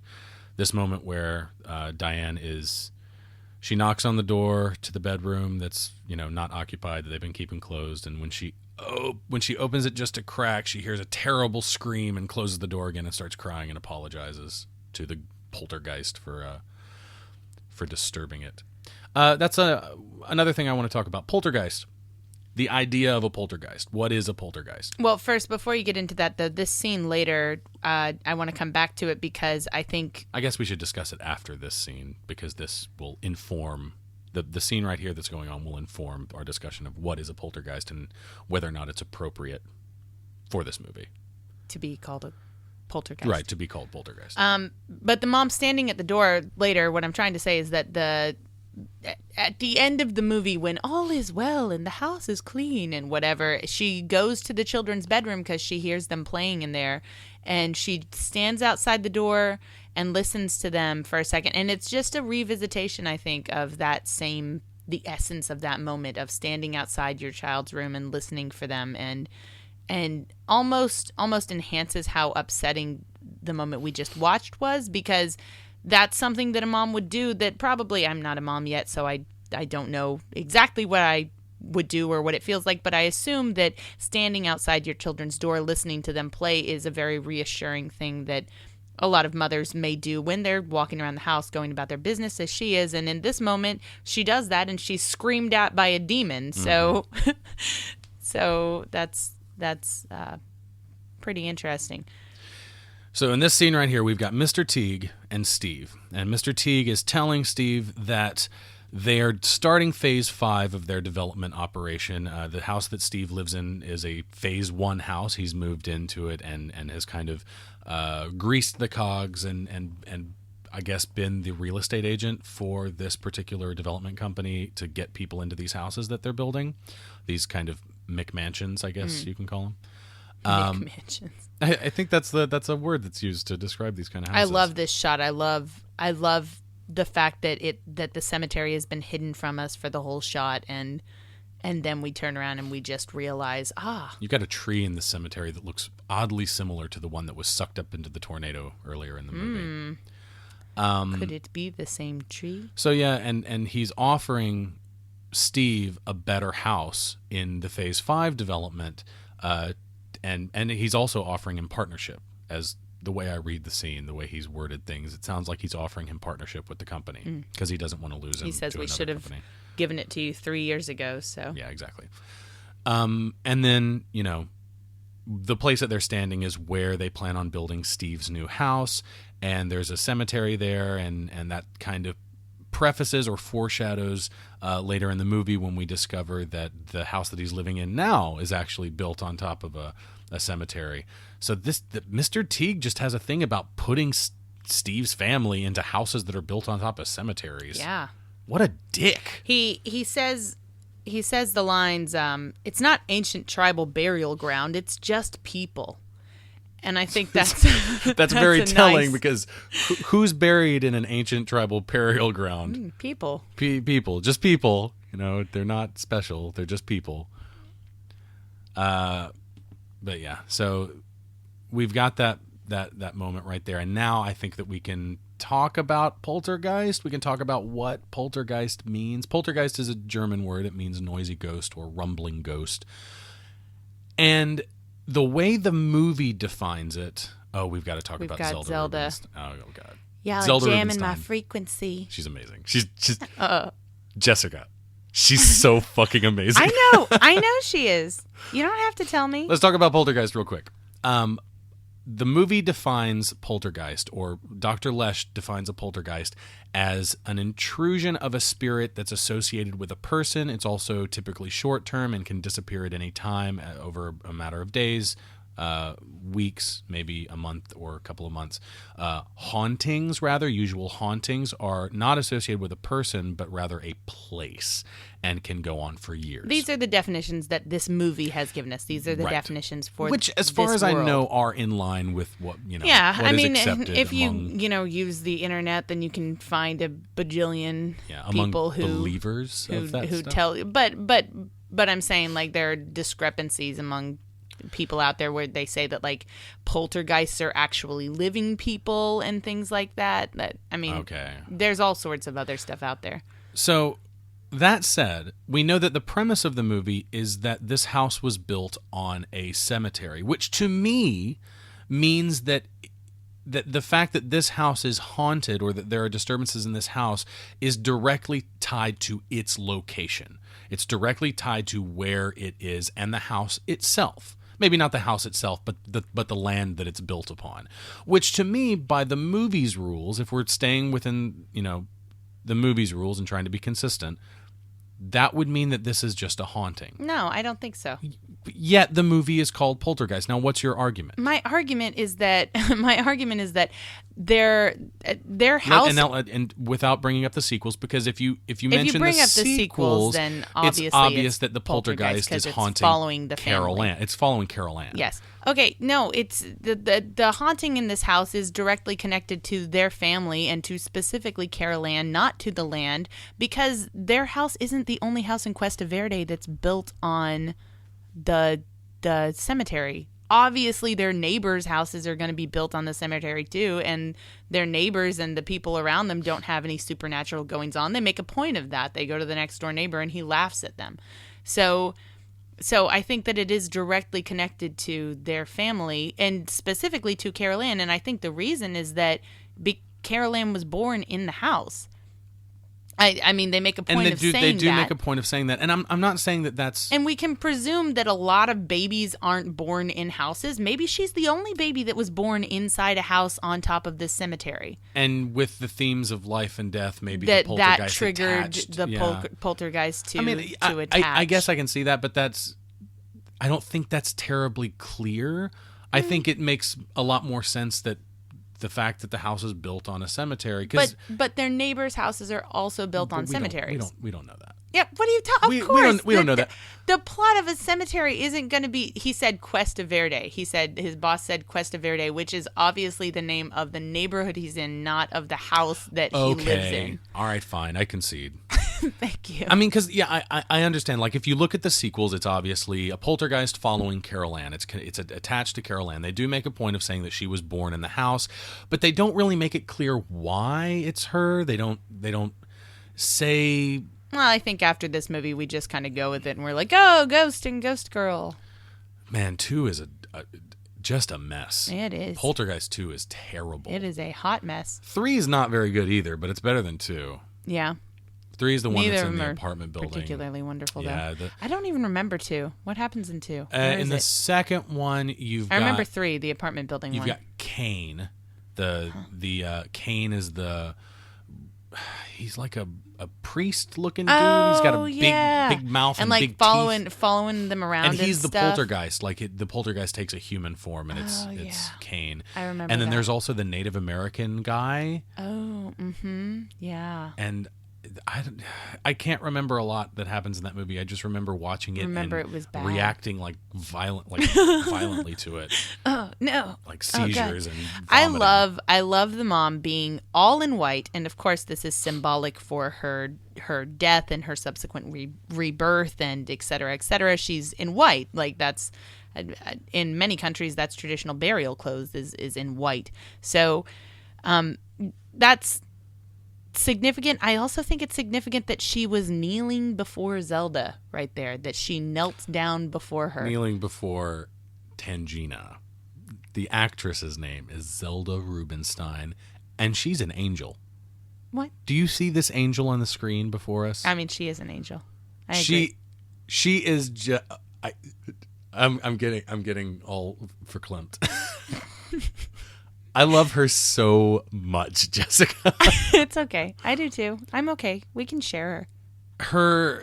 Her performance is just it's one of the best in the movie. I don't think her part isn't big enough for her to be, I think, central to like the movie or the movie's themes or any of that stuff. Like I wouldn't consider her the MVP like I've been calling Diane, like I've been calling Jo Beth Williams' character. But she leaves probably the biggest impression. Oh, of course. And she's not in it for very long. She's just in it for this little chunk. But when right you here. think of this movie, you think of her. Yeah, you think of Zelda Rubinstein. And I mean, we're how far? We've only got 30-something minutes left in this movie. It took us this long to get to her, and this is almost a 2-hour movie, right? Or yeah. It is a 2-hour movie? Yeah, it's like an hour and 45 minutes or something like that. So I mean, it took us this long to get to her, and when I think of this movie, I think of her. So yeah, I think she probably delivers the most memorable performance. I think Jo Beth Williams delivers the best all-around performance, and then of course Heather O'Rourke just delivers probably the most natural. Like, I mean, she makes it look oh my easy. God, that little girl, effortless. Oh my God. She makes it look effortless. She just exists. I don't think she's even acting. You don't watch Heather O'Rourke in this movie and go, oh, what a great and actress. Go, oh wow, You're just look like, at that. No, that's just a real look at child. That performance. That's like, a real child. No, she's just talking. That's exactly what a real child looks like and acts like. I mean, I'm sure she had a script. I don't want to take credit away from her because she's excellent in this movie, and of course she said her lines the way she's supposed to say them. But she just makes it look effortless. It really does. It's amazing. Like, she does an amazing job. Love when she starts talking about how all hinges on the mom's faith in this world and her love for the children. All of this hinges on that. And that it even comes above her beliefs as a human being and as a Christian. Mm-hmm. And she asks if she would do things that are contrary to her beliefs as a human being and as a Christian. It's great. And yes, she would. Absolutely. No question. Her children are more important than anything else. This sequence right here in the hallway, nothing really happens. Like we get Carol Ann, we get her voice, which is great. You know, it's nice and creepy and everything that it should be. But just the dynamic between Tangina and Diane and Steve and Carol Ann, and the way that they're communicating through each other, and how like it all kind of builds to a fever pitch. It's all about building tension. And you know, she gets to deliver some great lines. What is the line? Tell her you'll give her a spanking. Tell her you'll give her a spanking. Oh my God. Tell her You you'll and give your her a mother are going to give you a real spanking. Yeah, and he says, I've never hit the kids. I've never. You're crazy. I've never hit the kids. Such good character development. It's so real. These people are visceral. Like I can touch They're them. hippies. They're hippies. Like, and that's the thing. They smoke weed. They come from that era, but they're also kind of they're especially the father. Especially Especially the father is a reformed hippie. He has a job. He has a 9 to 5 that he goes to, and he stays longer than 5 o'clock at. And that, you know, on the weekends, what he does is he watches football with his friends with beer and smokes a cigar and fights over the TV with the neighbor. And then that scene in the kitchen where she says to him, "Think back to when you had an open mind." Yep. And we get this whole arc, this whole story. It just puts a puzzle piece like right in place, and you're like, okay, I get it. Of a father who was this hippie guy with this woman who he had a child with when she was like 16. If it's to be believed, when he's doing the initial interview with Dr. Lesh and Marty and Ryan, he says that their oldest daughter is 16, Dana's 16. And his wife is 32, which would make her 16 when she had Dana. Yeah. So which again I think is another piece in the whole through line of early sexuality, young sexuality, and maybe well, not maybe. I mean, obviously, anything to deal with sexuality is dealing with life and death and that whole process. Right, and that goes back to what I was saying about Dana earlier, where I think there's evidence that if she's not pregnant in this movie, she's definitely at least sexually active. Well, absolutely, because of the motel. Yeah, there's line. a line about the motel later that they're supposed to stay in, and Dana kind of under her breath says, "Oh, I remember that place," and the mom's Diane's like, "What did you just say?" Oh, nothing, there's also just little hints throughout the movie. It's cyclical Of her, like one of my favorite scenes. Again, we didn't talk about it. Was when Dana's going to school in the morning and she walks by the construction workers who are working on the pool, and they're like, "Oh, hey girl, you're my dreams," or whatever. They're catcalling her, and she does this like big build up to flicking them off and then walks off. And then you see the mom in the kitchen. It's like this ritualistic dance of rude that gestures. She clearly has done many times, and she flicks him off. And then we see the mom in the kitchen watching her and smiling and just being like, that's my girl. Exactly. And you can read her mind there. I dealt with this too. Your little sister's going to deal with this eventually, and every woman to come is going to deal with this, and you're handling it appropriately. Well, I mean, it's that, and it's, you know, her obvious approval of that situation, and kind of her connection to it, and her the obvious like cyclical nature of you know, both her and her daughter being sexually active at a young age. You know, that all works in tandem with the cyclical nature of the life-death cycle that the movie also deals with. Absolutely. And right now we're getting into the rescue scene. This is the rescue scene where Tangina is throwing the tennis balls through the portal in the closet, and they're falling into the living room where Ryan is catching them, and he's identifying his own handwriting. Ryan, we haven't given him any talk whatsoever in this yet, but I think the one thing, but the one and only thing I really want to note about this is that props to this movie for having a non-white character where it does not matter that they're not white. Again, that it doesn't make any difference whatsoever. But to be fair, this is a pretty fucking white It movie. is. It is a pretty very white movie. However, though, we are talking about, the themes of this modern America that's corrupt by the idea of suburbia and the idea of what is suburbia and what is the American dream. And it is an absolutely... The word suburbia is often referred to as white suburbia. Right. Like when you're talking about social structures, white suburbia is a phrase that you hear quite a bit. However, though, I think that they don't do anything in this movie that relates to his character being of any distinct race, and that's a nice touch. If anything, it's fair because I don't think the movie's interested in it, and for them to even try to make a comment about it, I think would be disingenuous. So they're basically not commenting on it is the most progressive thing that they can do in this case, because they're not going to deal with it in this way. Sure. But anyways, though, the dad, I do just want to, before this movie is over and it's gone, I feel like he has had this dynamic change throughout this movie where in the beginning he's a little stiff. Maybe not stiff. I think stiff is the wrong word because he's still smoking pot in bed and making duck noises to his wife and playing with his kids and watching drinking beer and smoking cigars and watching football. That's not stiff, but he is stereotypical. He is a little bit stereotypical of like what a dad is supposed to be, at least out in the public. We missed another good line.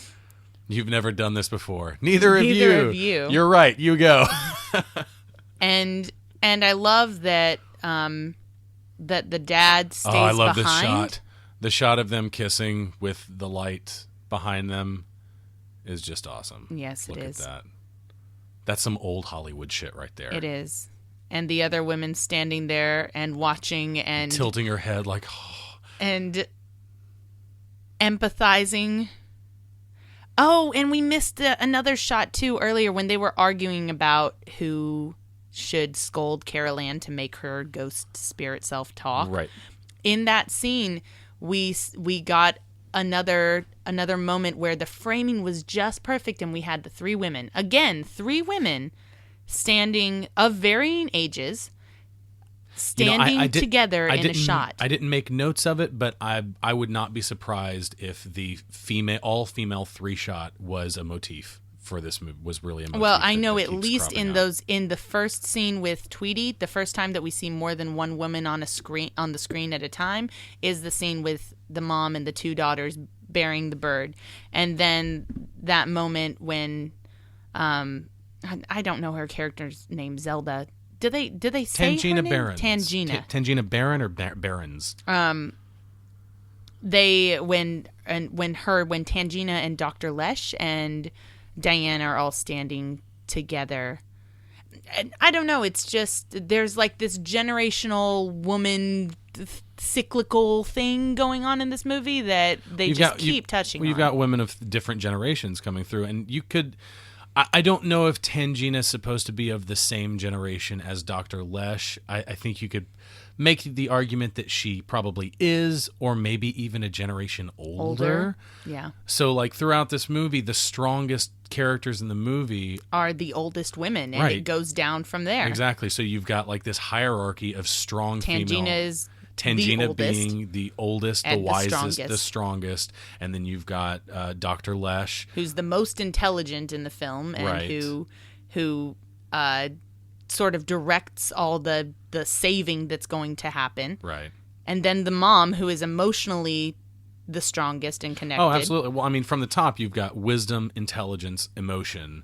And then at the bottom, with teenage daughter who's, I don't know, representing what? Well, sexuality. I think that's her strongest trait. And then the little girl who is life and innocence, I guess. Yeah, well, absolutely, life and innocence. Well, that's why the Beast wants her, and they refer to the poltergeist as the Beast. The Beast. Which, do you think they're talking about Satan specifically? I don't think say so. The Beast. It is kind of a loaded word, especially with the definite particle in front of it, or the definite article rather. The Beast. The Beast is a very and also Tangina said right before that, she said a terrible rage is in the house with them. Shit, we missed it.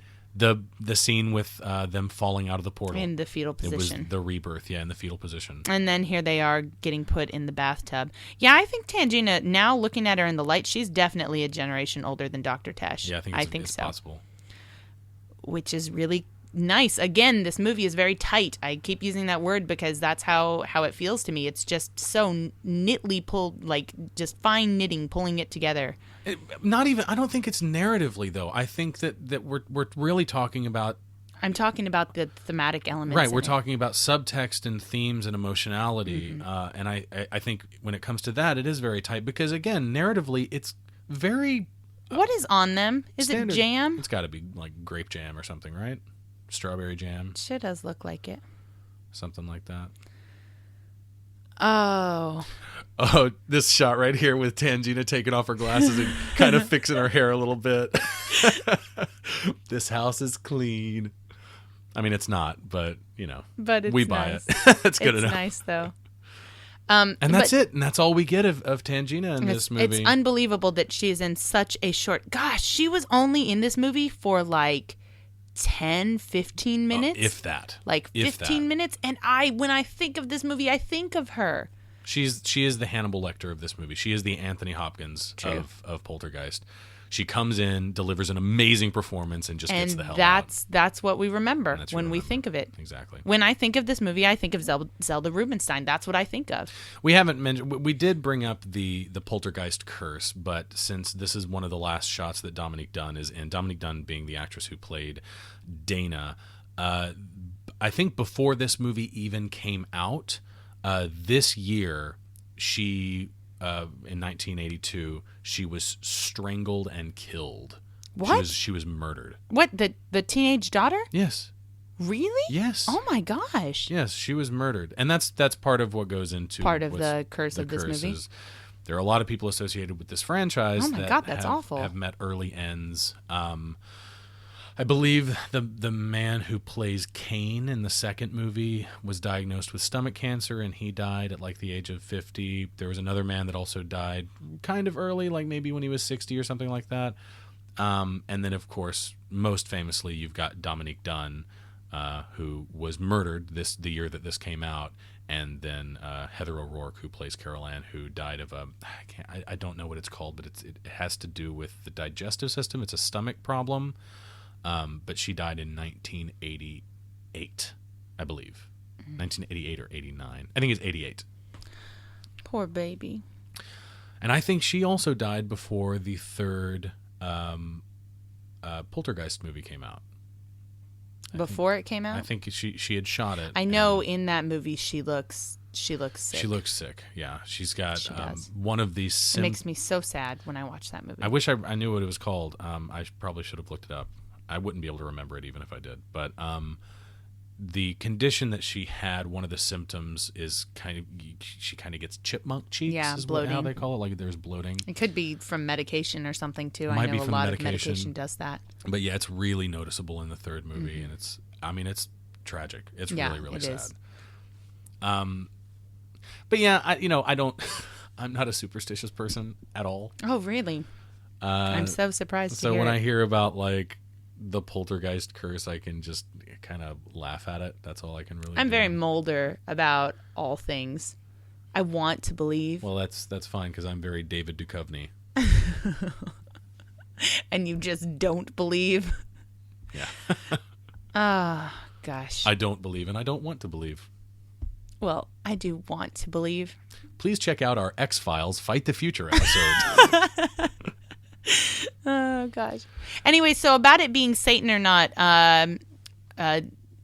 when they first mention the word the beast, when they say the beast, right before that, she talks about the terrible rage in the house, and she says specifically, there's so much rage and betrayal.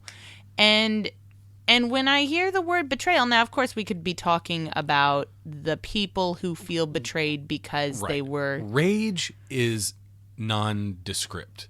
Betrayal is has a little story. Specific. It has a story. Yeah. That's, and again, that's what we that could be implies. talking about the people feeling betrayed because the headstones were removed, but I think that in the story, in the Satan story, a huge element of that story is Satan feeling betrayed by God. Yeah.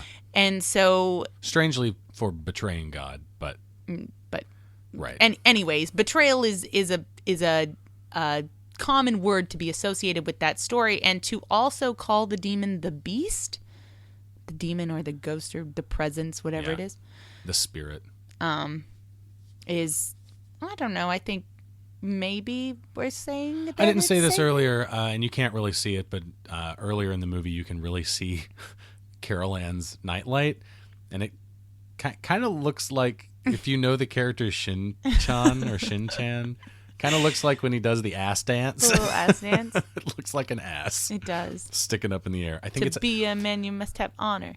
honor and a penis. That show is not half as dirty in Japanese as it is in No, English. it's not. That's true. I think the nightlight is supposed to be a heart. I think it's a heart with like some kind of base on it, like a crystal base or a frozen base of some kind, like it's icy. She white actually base. has some really eclectic. She's She also- has a Luke Skywalker. Is that Luke in She her is mouth? eating a Luke Skywalker figure. And her doll's head is detached, and she just carefully scoots it back down onto its body. It's definitely her brother's Luke Skywalker figure because he has a ton of Star Wars stuff on his side of the room. She's also not perturbed by her doll's head falling No, off she as doesn't she care at holds all. it. She don't give a fuck. Yeah, she's been to hell and back. That's right. And like in the next The scene when it headless gets doll, crazy that's cute. and all she says is no more. Yeah. She's It's been really, there, done that. It is. It's really telling because it's not. She's just so defeated. The shot of the dog on the floor there was our hint this week. Oh, yes. Someone actually guessed it. Really? Yeah, I was surprised. I was like, oh my god, that's crazy. I don't think I would have been, as much as I love I don't this think movie. I I would don't have think I either. would have been able to guess it. The red light in the bathroom. Why? Because it looks cool. I don't know. I don't know. I thought Maybe that he was had something maybe for that it. was Toby Hooper's contribution. Oh, okay. His one contribution. That's what He's he like, did. If you put a red light bulb in, is this how? What are you making his voice sound I'm like? crafting my Toby Hooper voice. Have you ever heard him talk before? Oh shit, maybe. I can't remember. I don't know. I mean, that's a really distinct if you impersonation. put the light bulb in the bathroom and it's red, then it's kind of creepy. Oh my god. That's my Toby Hooper. Oh, here comes the clown stuff, Yeah, which we've had foreshadowing of throughout this whole movie. we have, and nothing really ever came of it until this moment, and it pays off. I guess you could say it pays off. This right here was, as I understand it, a very traumatic experience for that young actor because he was actually being choked. Oh. Like when he's saying, I can't breathe, he's actually saying, I can't fucking breathe. Well, you know, the best performances, right? Right. We call that American method. Get that Stanislavski shit out of The here. mom looks super hot in this scene. Really? You like the panty shot? I do. I like this whole look she's got going on in her oversized t-shirt that's clearly her husband's, and I mean because she's a mom. This is one thing that is very different when you live in Japan. But moms are still sexual beings in America. Yeah, there's a But, thing like, called a MILF. right? Yeah. And moms can't, like, her having children actually makes her more sexual. Like, the idea of her is it's more sexualized than it was if she was to say a virgin or a womanless child. However, here in Japan, that's kind of the opposite. After women have children, they're Unfortunately. are unfortunately. considered not sexual entities whatsoever. Yeah, Carol Ann's headboard miraculously not broken anymore after she destroyed it. In Oh, the yeah. first Well, instance. you know. When the house was cleaned, they also magically restored the beds. Diane being dragged around her bedroom on the walls and ceiling is achieved by creating a room, building a room that rotates and having the camera in a fixed position on the rotating room so that it appears as though the actor is, actually being dragged up the wall and on the ceiling. And then in a very similar shot in another famous horror movie that came out. When did Nightmare come out? A couple years after this? 83 or 84, I So think. the next year or 2 years later, then we get Nightmare, which also has the very famous turning room shot. Is it that one that has the turning room Isn't shot? it in the first one? I thought they did it in the remake.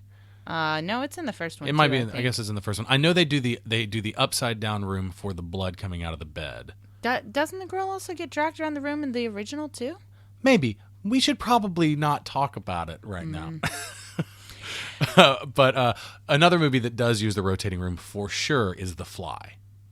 Oh, does it? With Jeff Goldblum. Yeah. Yeah. When he's crawling around on the ceiling and stuff. And there are other movies that have used it before, I'm sure, and after. And then I love here this moment where throughout the whole movie, from very early on in the movie, she has had this anxiety, this overwhelming anxiety that her children are going to fall into the pool. And guess what she does? She falls into the pool. Yeah, and it becomes really terrifying. Yes, it does. Because it's filled with all these dead bodies that are coming back to life, I guess? Maybe not coming back to life. Are just popping up out of the ground and floating around. And they are famously real human skeletons. What? They're not really real? Yes, they are. I thought that was just like an internet myth. No, they're real human skeletons. That's why some people think that the poltergeist curse exists, because it's blasphemy or whatever. Or they're real human skeletons. The real human skeletons were cheaper to buy from, like, I guess, like medical or educational like resource outlets than it was to make or buy plastic or synthetic ones that looked good enough. Wow. So they used real ones. Man, that's crazy. Yeah, that's really crazy. I mean, it's kind of awesome. And Jo Beth Williams did not know that when she shot all this stuff. She found out later. She wasn't real happy about it. But she did have some trepidation about doing this scene because of that swinging light over the pool. And like all the light, like the film lighting and stuff like that. She was worried that, it was going to fall into the pool. And, you've got the rain effects and you've got all this electrical equipment around. And she's in a pool of water. And she was rightfully nervous. So Steven Spielberg said, "Yo, I'll get in the pool with you if you promise to do this." And he got in the pool before her, and he was like, "It's fine. Come on in." So he was in the pool as they shot all that stuff, like, behind the camera. Wow. Yep. That's dedication. He directed this movie. He sure did. You hear stuff like that and you're just like, that sounds like something a director would do. Right. To coerce a performance or to coerce your actors into doing something. I believe that's in the job description of a director. I love that long hall shot where she's running down the hall and it keeps that dream sequence. And possibly this shot right here, possibly our final support of the whole womanhood, motherhood, themes of maternity. That shot in particular was very vaginal. It's a giant vagina. It is a giant vagina in their closet. Giant red pulsing vagina. Well, yeah. I mean, it's a living, fleshy, it's organic thing. I don't know what that tentacle is coming out of the vagina. I don't know what that's supposed to be. It's not normal. I don't think. That's not normal, but that imagery right there is very specifically vaginal imagery, which is, appropriate. It's super appropriate. Like, I think it's all of that is very, very well grounded in what this movie has been talking about this entire time. Like the themes and the subtext of this movie is woven into its narrative. Yeah, it works.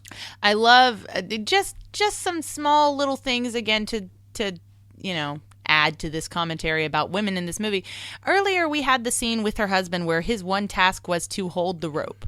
And he swears he will never let go in a very, Titanic line. And so, in a very Titanic moment, he will never let go 15 more years of the rope. And he winds up freaking out and pulling the rope too soon and pulling the demon into the bedroom. Yes. And then loses his grip on the rope. And they luckily fall out the other way. Right. Now, here she was in a similar scene where she's got her kids. And the whole point of him holding the rope was that he was the one between the two of them who was strong enough to hold it. But he doesn't hold it. And then in that scene, we have her holding on to her children This and performance pulling them here. through. You only remove the headstones. Why? And the way Why? he The way he screams, screams why? why is just so unhinged. Coach It's just wonderful. lost it. It's wonderful. So the shot that's coming up really soon, the house being sucked into the closet portal, probably the most portal. I mean, it is. It's a closet vagina portal. It's, well, to me, it is the most impressive special effect in the entire movie. Yeah. And I'm going to explain how it happens before it happens. The house that gets sucked into the black hole, the vagina closet, was actually a model, only about 4 feet across. And the model itself took several weeks to complete. The way the shot was achieved was that the shot was arranged with the camera placed directly above the model, which was then mounted over an industrial-strength vacuum generator. So the front door was facing directly up straight at the camera, and the camera was hovering above it. And the model also had about 100 wires attached to various points inside the structure, and these wires went down through the back of the house and down through the vacuum collection sack. The camera was turned on, and it took 15 seconds to wind up to the required 300 frames per second because they shot it at high speed so that they could then slow it down and get the achieved effect, or the desired effect, rather. The vacuum was turned on, and the wires were yanked, and several special effects guys blasted the house with pump-action shotguns. The entire scene was over in about 2 seconds, and they had to wait until the film was developed before they knew if they would have to do it again, but they didn't. They did it in one take. So this right here, we're seeing a model being sucked into a vacuum, being shot by shotguns, being pulled by wires, and the whole thing was in actuality only about 4 feet across. That's crazy. Practical effects. And they got it right on the first take, and apparently the finished scene was sent to Steven Spielberg, who was on location shooting E.T., and he gave it to a projectionist who assumed it was dailies from E.T. and was very startled by the images. So Spielberg had the remains of the model encased in Perspex, and it is now sitting on his piano. And apparently the model itself was worth well over $25,000. Oh, my God. That's how much money it cost to build that thing. Wow. Yeah. Well, it's an awesome effect. I love in the scene when they were getting in the car. And also, just like, quick comment on the dog was already in the car, thankfully, because I get really stressed in movies when people are trying to get away really quickly and their animals are like in Amityville Horror. They forget the animal in the house and they got to go back. He's got to go back, and George has to go back in and get the dog. Another really bad example is in Dante's Peak when they see the dog as they're like crossing a lava stream and the dog has to jump in the bed of the truck. I really get anxious when animals are left out of the car, so thankfully I didn't have to deal with that stress. I love the little brother screaming at his father to drive away before the teenage daughter can get in the car. He's just like, leave her, Dad. She's a lost cause. Just go on. It's nice. So this is the last shot of the movie. We've made it to the end. And we get the famous scene where he closes the curtains on the window to shut out the rest of the world because all you need is family. And you definitely do not need a TV. Put it out in the rain. And he does. And this shot of the TV being rolled out has been used again and again in parodies. It's wonderful. Love it. And that was Poltergeist. Yes, it was. Great movie. I still consider it to be a masterpiece. I think it's one of Steven Spielberg's best movies, and I'm just gonna, because I am in that camp. I'm in the camp of people who think that this was directed by Steven Spielberg. No, I mean, I think it's pretty obvious. It is pretty obvious. So I'm gonna start something new on the Popcorn Poops podcast. Now that we are in the credits, I want to have a credits segment where of course, we're going to talk about some trivia that we've got until the movie's over. But the first thing I want to do is I want to read a 5-star review that we received on iTunes. And if you would like to leave us a review on iTunes, we'd really, really appreciate that. And if it's a 5-star review, we'll read it on the show. So this one comes from Alakar Leorkar, and this person writes, "These two lovely podcasters combine deep discussion and analysis of a movie, complete with fun trivia and personal insights of a podcast, with the feeling of sitting alongside a commentary track a la Riff Tracks or We Hate Movies.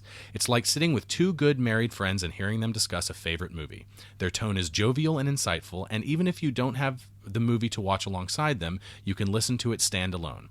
As it goes through the length of the film, the audio quality is good, and you never feel bored while watching along with the cast. A good listen if you're in the car or the living room." That's really nice. Isn't that nice? Isn't that It great? is. If you'd like to leave us one of those, we'd really appreciate that. Just go to the iTunes app or the iTunes website, and you can look us up and find us on there, and you can leave us a little review yourself and give us some feedback. We work hard on the show, and we'd like to hear what you think about it. Getting back to the whole thing about the Steven Spielberg, Tobe Hooper, who done it, who directed this thing. Steven Spielberg actually has a quote about Tobe Hooper. And he says that Tobe isn't a take charge sort of guy. If a question was asked and an answer wasn't immediately forthcoming, I'd jump in and say what we could do. Tobe would nod in agreement, and that became the process of our collaboration. Then co-producer Frank Marshall spoke out to the press and claimed that, quote, "the creative force of the movie was Steven. Tobe was the director and was on set every day, but Steven did the design for every storyboard and was only absent for 3 days during the shoot because he was in Hawaii with George Lucas." End quote. Hooper later claimed that he did half of the storyboards. Spielberg then sent a letter to Hooper to clarify matters. Quote, "Regrettably, some of the press has misunderstood the rather unique creative relationship you and I shared throughout the making of Poltergeist. I enjoyed your openness in allowing me a wide berth for creative involvement, just as I know you were happy with the freedom you had to direct Poltergeist so wonderfully. Through the screenplay, you accepted a vision of this very intense movie from the start, and as the director, you delivered the goods. You performed responsibly and professionally throughout, and I wish you great success on your next project." End quote. Zelda Rubinstein disagreed. While Hooper set up the shots, it was Spielberg who made the adjustments, and most of the time, Hooper was, quote, "only partially there," unquote, on set. The issue of then who had creative control over Poltergeist is still a muddy issue even today. I don't think it's all that muddy. I think it's pretty clear that Steven Spielberg directed this movie. Well, we've come to the end of this. We have one more week on Pumpkin Poops. We do. I'm so sad. One more, I just want to do Pumpkin Poops Halloween forever. and or horror movie. I wonder what it could be. I wonder. Keep your eyes on our Facebook page where you can like us, and on Twitter we are at Popcorn Poops, not Pumpkin Poops. We are at Popcorn Poops, and we'll be posting hints about what we're going to be doing next week. Maybe you can guess it before we actually get to it. You can also find us on our website at www.popcornpoops.com. You can find us individually on Twitter. I am at Dusty Cram Cram. I'm at Jesse Casper. And until next time, take care. Bye-bye. We are the Pumpkin Poops. Hi, I'm Mike White, And I'm Rob St. Mary. and we're the hosts of the Projection Booth podcast. If you haven't heard of the Projection Booth, that's okay. But we think it's time that you have, We've been doing this for over 3 years now. and we think we're doing a pretty good show. Every week we look at a different film and put it in context, We try to bring you interviews with the people behind the films. or experts on a subject matter covered in the film. We don't specialize in any one particular genre or type of film. We try to examine every aspect of cinema. From every corner of the globe. Even at 3 years, we barely just scratched the surface. But we're ready. We're ready for you to listen to us. That's right. Now's the time to give us a shot. Download us through our free smartphone app Or through Stitcher, iTunes, Geek Juice Radio, Jackalow, or our website. projection-booth.com. We'll keep making great shows. Now it's your turn to listen to them.